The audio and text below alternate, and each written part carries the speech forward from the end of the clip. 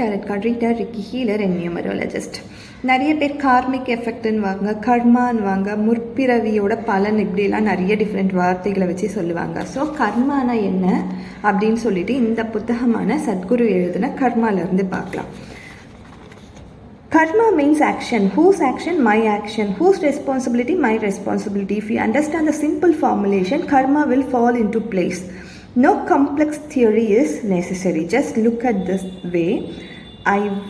The way I am right now is my making. So karma is nothing but my responsibility, what I am doing in my life.